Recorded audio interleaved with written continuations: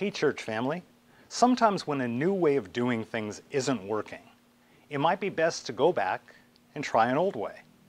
One example of that can be found in the book of Psalms, which is filled with a type of prayer that we don't use much these days. Some people who are feeling powerless in prayer might want to know about the Psalms of Lament.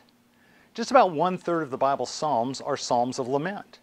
And laments are prayers prayed in times of affliction and need. Most of them follow a simple pattern. The prayer starts with a cry for help to the Lord. Psalm 5 is an example of this. David begins, "O Lord, hear me as I pray. Pay attention to my groaning. Listen to my cry for help, my King and my God, for I pray to no one but you." This is most often followed by the need, a confession of sin, or the reason that God should help.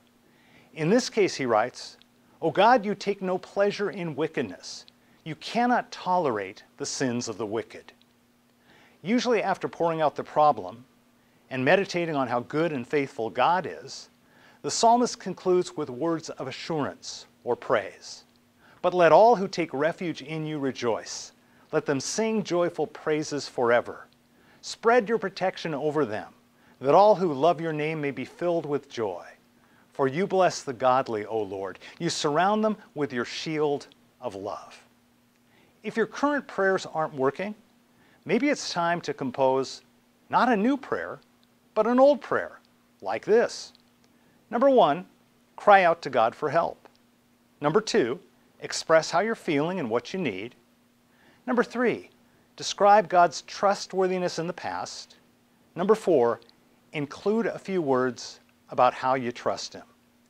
The 45 prayers of lament that you'll find in the book of Psalms were preserved for us to use in our time of need. So maybe instead of composing your own, praying one of these is what you need today. Psalm 126 is a corporate psalm of lament that ends with these words: "Those who plant in tears will harvest with shouts of joy. They weep as they go to plant their seed, but they sing as they return with a harvest." And that's my prayer for you and me today, that though we may be planting in tears, soon we'll come back with a harvest of joy. Amen.